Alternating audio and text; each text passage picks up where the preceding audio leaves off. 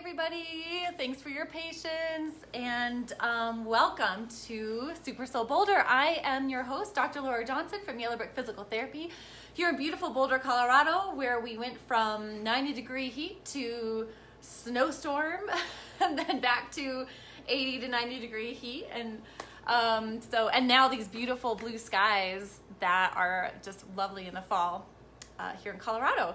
So, hey, Carlos, great to see you. I saw your question. I'll get back to you after. So welcome to SuperSoul Boulder, where we talk about everything mind, body, heart, health, and wellness. What does that mean? That means not just your body health, right? Not just the mind-body connection, but mind, body, heart. Heart meaning what are you inspired by? What do you love to do? What are you passionate about? We don't want to leave that part out of it.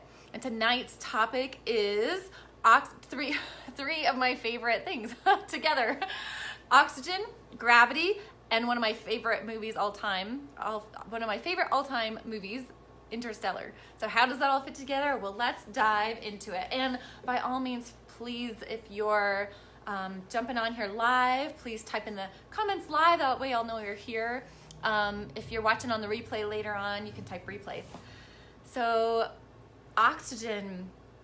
I mean, any of you out there who are also endurance athlete nuts like me, you'll know that aerobic exercise is really important base and foundation for anything else that we build on top of it, any endurance sport. And I've been reviewing a lot of my exercise physiology science lately in a running framework, but it's been really fun because I've been in this, hey Daniel, great you can make it. It's been really fun to dive back into that after a lot of years of being in the biomechanics, healing, neuromuscular aspect of the body. So what does that mean? So it's reminding me how important oxygen is to our bodies. It's we need it for not just development, but we need to breathe. We need it for all the functions of our body. We know that our heart needs, all our muscles, all our tissues, our whole body needs oxygen in order to survive. Tissues need oxygen in order to survive. Your muscles need oxygen in order to exercise, in order to move, in order to run, in order to lift weights. Your brain needs oxygen in order to get new insights and function. And in fact, when we don't get enough oxygen to the brain, hey Angela, great to see you. When we don't get enough oxygen to the brain, that actually over time leads and contributes to dementia and other diseases or problems of the brain. And when we don't get enough oxygen to the muscle, it can break down and die or cause necrosis of cells or even the heart muscle. In people who have heart conditions, that tissue actually, when oxygen and blood carrying oxygen is not getting to, especially the lower part of the heart. Thanks, Angela. Great to see you. The lower part of the heart, then that part of the heart tissue starts to die off, becomes necrotic. It's not supplied by blood, so it doesn't get oxygen, so it doesn't function anymore. So oxygen is important to our heart, it's important to your brain, it's important to your muscles. We need it for all of the tissues to survive properly, which means it's life-giving, which means it's a life force for your body. And all of you know, if you've ever done any kind of breathing exercises to start off, that it has an effect on your body. Maybe it has a calming effect. It can calm your nervous system. Breath work can increase energy circulation, energy transfer or circulation or input-output. And just the act of breathing every day, I mean, we need that for just everyday function of our body. If we stop breathing, we stop living. So oxygen is this super important life force, energy, we might say. The yogis will call it prana, life force. So we need breath, we need oxygen in order to live, in order to be healthy, in order for all our tissues to survive. And then what's really cool about the body is you can train. You can train your ability to transport oxygen more efficiently, more effectively through your body. How cool is that? So, and especially through aerobic exercise. Aerobic meaning, this is reminding me of I did an internship in college, between my junior and senior year of college, at the Cooper Aerobic Center in Dallas, Texas. It was an unpaid internship, but it was really powerful and really awesome. And Dr. Kenneth Cooper coined the term aerobics back in the maybe 1970s. Don't quote me on that.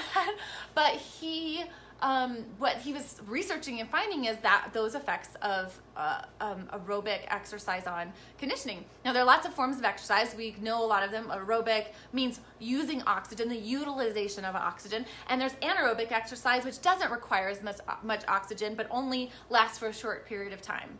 So in order to have the greatest effects on your underlying base health, base fitness, in order to train that energy system, and in order to train that system of transporting oxygen through your body, we need an element of keeping exercise aerobic. And one thing I'm learning, I've done a lot of things in my career where I'm looking back going, I kind of had to learn this, like learn what not to do in order to learn what to do. So some of the mistakes I made as an athlete and as an exercise physiologist and as a physical therapist are coming back together for me to offer this to you in ways that are like back to basics. Hey Eric, good to see you.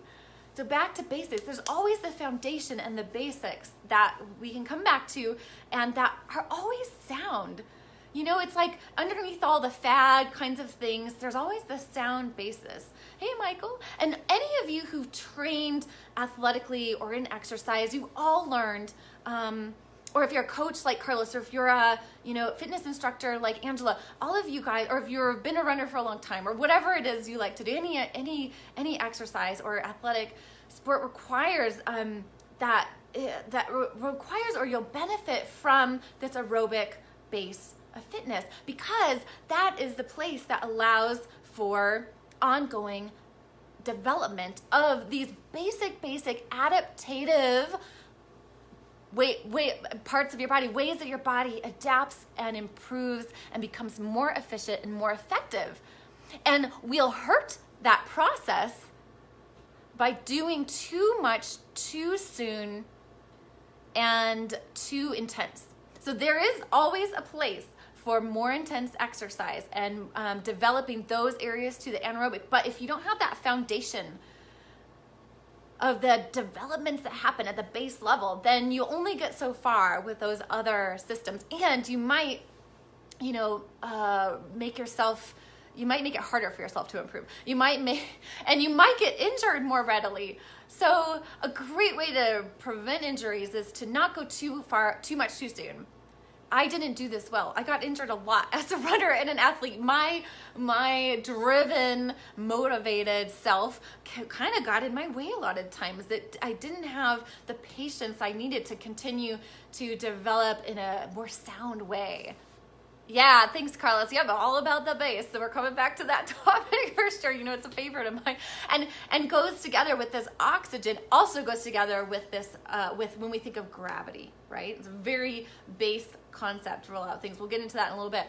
But oxygen, I just couldn't help but continue to think about that, dive into that more as I was running this week, and realizing that aerobic base develops your mitochondria, develops capillary density, develops these underlying cellular mechanisms that allow you to carry oxygen more efficiently, more effectively throughout your body, to those muscles, to those tissues, to your brain. How cool is that? So we can develop those areas, we develop those systems rather, in such a cool way that allows us to improve in our health and in our fitness and all those things. But not only that, it comes back to like just your day-to-day health and wellness too, being able to breathe, being able to calm down, being able to ground yourself, connect with your breath, connecting with your breath, feeling yourself take a breath, which includes bringing oxygen into your body, is calming, right? So oxygen can help us produce energy, right? Because we transfer it, we exchange it into ATP, which allows muscles to function, but it also, breath itself, the oxygen can also ground us, can also calm us down. And there are a couple different elements happening, but I just want to take this concept of oxygen and remind us how important it is and how it's what we're breathing in every day and how incredible it is that we're able to do that. That the trees outside are producing oxygen and are breathing that in is life-giving, life-supporting, and allows us to improve in our own fitness and capacities and abilities healthfully and in our reaching toward our greatest potential. Daniel says that foundation, Steve, I love my Jonesy, is putting money in the bank so you can draw the interest in the future. Exactly. So you've got to put in those foundations, that base level work before adding on top. It's like the base of the pyramid, or even below. It's like the base of the pyramid, or even actually I'd put health and having a healthy body, making sure you're not injured and all your systems are healthy, is like beneath the glacier. You can't even see it. You got to have that foundation first. Or beneath the iceberg or the glacier, yeah. Beneath the water, you can't even, so you've got to have that foundation first, and then that aerobic base, and then you can start adding those other elements. And I just mentioned that because I'm, again, we're in this course reviewing these things and really coming to terms and realizing how true it is that our culture is so supportive, especially here in America. Daniel, you have to tell me if it's similar in the UK, where doing more is better. Doing more hard workouts is better. Like I said, there's a place for it, but it's not the foundation. And if you do too much of that, or too soon, or in the wrong timing, then you're setting yourself up for diminishing returns and or injury. And the body is the same way, actually, for healing. One, we need oxygen to the body and the tissues to heal properly, to heal an injury, to heal a tissue. And in the same way, if we do too much too soon, coming off an injury or pushing an injured tissue, we can really delay that progress and set ourselves back that much more. I see it all the time. And I did it all the time, so that's how I know. So oxygen is a sustaining life force for you, for your life. And what does that mean, life force? It's interesting to think of it like a force, right? So what does that mean, a force? We can think of a force like a physics term, right? Like something that has force may move an object. So in our bodies, we need that oxygen in order to create muscle contraction.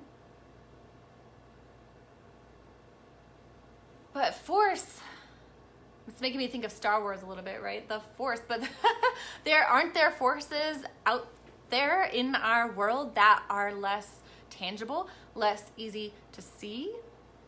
Hey Milo. Like gravity? Gravity is always present. We take it for granted, probably just like we take for granted oxygen and air and breathing that in and what it's doing in our body all the time without our even thinking about it. Similarly, gravity is holding us on the surface of the planet Earth. And it also has to do with the orbits of the gravitational pulls have to do with the orbit of the Earth around the sun and the moon around the Earth and all the other planetary motions and orbits. So there's a force that keeps us held in place. And this is, if you guys have any thoughts or comments or feelings about that, let me know. So oxygen is a life energy. It's a sort of force, right? That keeps us alive, that we need for tissues. Similarly, another kind of force is gravitational force. It's a type of energy, gravitational energy. And then this is what makes me want to pull in one of my all-time favorite movies, Interstellar. Because one, I don't know if you haven't seen it, I won't be ruining too much, I don't think, but maybe spoiler alert, I don't think so. But in that movie, they're going off into space to find a new home, an inhabitable planet. I haven't watched it for a bit, so I have to remember this correctly. But there's so much awesomeness in this movie because of one. I love things like this. The relativity of time and space, the gravitational pull of a black hole, which is greater than even the sun's gravitational pull or the Earth. And so that has an effect on time. But more what I was interested in pulling in from that movie, from Interstellar, is a point later in the movie where they introduce, and now let me know, you guys have to let me know how you feel about this, but introduce the possibility that love might be one of those forces. And not like, I argue that it's not so much the love the way we kind of quickly think about it. Oh, love, like romantic love, but something deeper, like a substance that we might all be actually living in.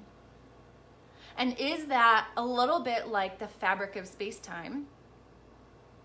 Is that a little bit like oxygen and a life force? Is that a little bit like gravity? And they're saying that in that movie because there was a connection between one of the main characters and a fellow astronaut who'd gone on beforehand. She was feeling pulled and drawn towards that particular planet where he went. And so is that another potential life force? And how does this all come together, and why am I talking about this?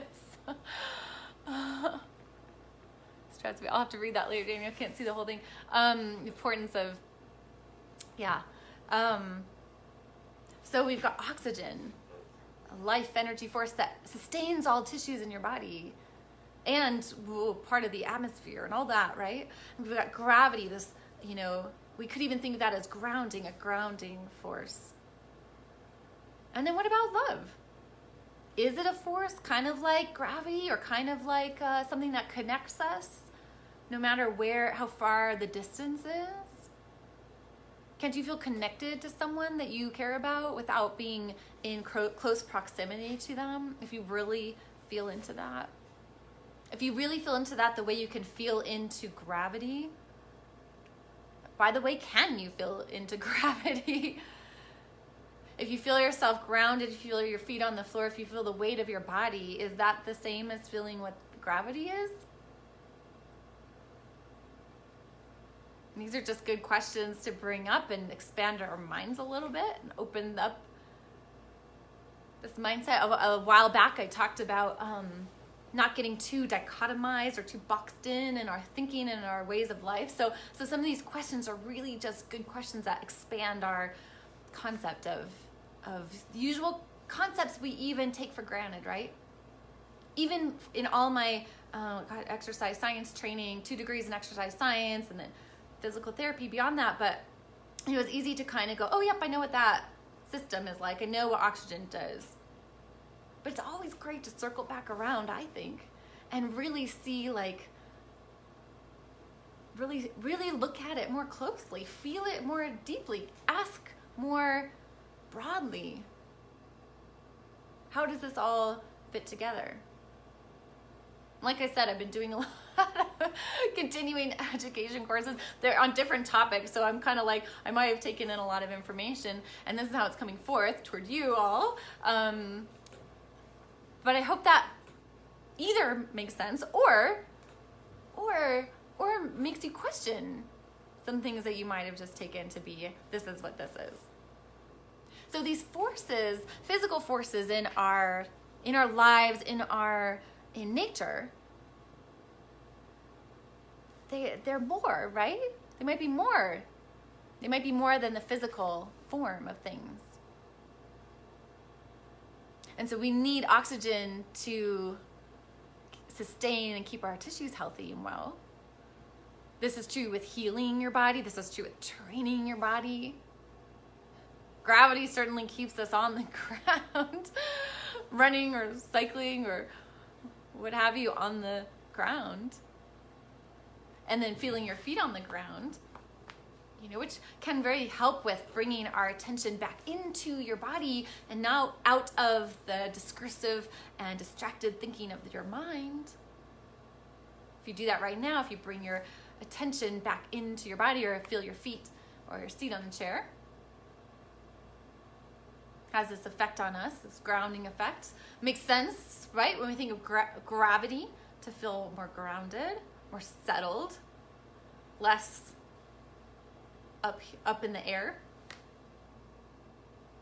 And then love. Perhaps that's an amazing life force energy, or energy or force in the world, in life, that that sustains us also. And I hadn't thought about bringing this up tonight, but you know, as our world can feel so disjointed currently with so many things going on. In fact, it kind of, in my opinion, it reflects the way our healthcare systems tend to disjoint how to see the body. You know, as we learn and understand it, we kind of piece it apart. But it's so important to bring it all back together. Your body is one big, amazing system of systems that requires oxygen and many other things in order for it to move and function and work and develop and grow.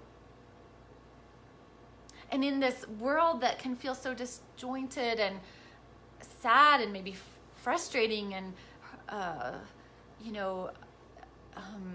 gosh, a lot of emotions around that, right? A lot of emotions around that. One of the best things we might be able to do is come inside into ourselves, feel or even consider love being an energy or a force that can move people, perhaps, or that can sustain you, just like oxygen, just like gravity that can bring people together, like gravity. Or be at a distance. I don't know if any of you have, Nick says love, probably one of the most powerful, underrated forces out there. Yes, thank you. You're so right. And not openly talked about, perhaps, as often as other things. And not to minimize any of the, I want to say it's totally, absolutely fine, especially in this crazy world we're in. In fact, it's probably always crazy. You can look back at history and we go through lots of cycles, but in ourselves over time, it's, what was I going to say? It's useful to remember that, that it's okay. It's okay to feel everything. It's okay to feel hateful or frustrated or, all these things, but not to react and believe all of that, but to find out for yourself what's going on for you. The first place to start, as far as change goes, I think there's a good quote by Gandhi on my refrigerator right there about starting with yourself if you want to change the world. Certainly paraphrasing that, but starting with you, getting to know yourself more, getting to know what oxygen is to you, what life force is to you, what love is to you, what gravity is like for you. And when you're able to be present with all those things, it's amazing how that starts to impact other people in the world. Not that you're trying to do that, but because there is a force that happens with that. Nick says the best part is it's always an option, no matter the circumstances. It's so true. Not that it's always easy, right, to flip a switch, and it's not like a matter of positive thinking, but it's a matter of kind of coming back to yourself, knowing where you are right now, and being with that. And I'll tell you this, in my humble experience, when you're with whatever experience you're experiencing in this moment, even if it's pain, even if it's physical pain, or an emotion, staying with it tends to allow it to shift on its own. And it helps to have support with that. It helps to have some guidance with that too. Whatever it is you're struggling with or working with. So in our bodies, oxygen, let's see, Eric says oxygen gives us the ability to recognize forces or energies in the mind and analyze things. Absolutely. Yes, so we, like I said, we need oxygen to the brain. If you're ever feeling cloudy or foggy, maybe you don't even have to go exercise. You can do breathing exercises. As in, if you're struggling with an injury or, limitations, movement is good, and finding other ways to do it, and certainly not just kind of doing the same thing you've always done if it's hurting you. So that's a more sophisticated way to approach the health of your body, is to listen to it, adapt, adjust, not just keep doing things that are hurting it, and finding ways that you can keep moving or just breathing in order to bring more oxygen into your body, to the tissues and cells that need it, to your brain. those of you who are, you've probably experienced when you're exercising, you might get more insights, more ideas, more putting things together, right? I get some of my best ideas and insights when I'm out running, especially outside in nature. But that's not the only way for my non-runners out there. That's my personal, personally my most experiences with running. So it's my best example.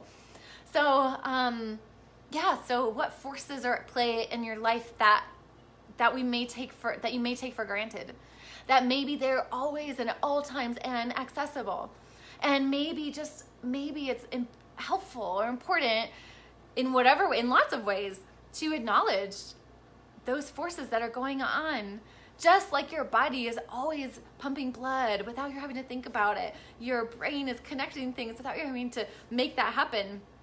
All these processes go on. Your body can adapt and take in and utilize more oxygen the more you train aerobically. Your heart can have a larger ventricle, because one of the chambers of the heart, when you're training and adapting. All these adaptations can happen. And just staying with the forces themselves, just seeing the forces themselves at play and how those things operate and work and how we're always able to adapt and grow. Isn't it just amazing? Aren't you just amazing?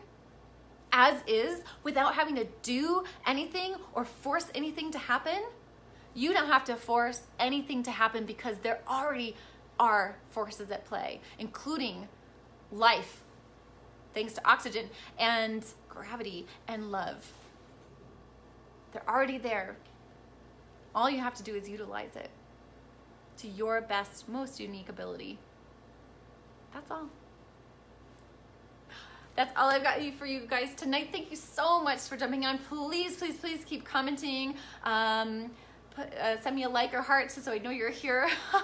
Let me know if you have questions after the fact. And please join me every Monday and next Monday for another SuperSoul Boulder episode where we talk about all these things, mind, body, heart, connected health and wellness, so we can be the best versions of ourselves possible. That's what it's all about. And like I said, being the best version of yourself does not require forcing things to happen.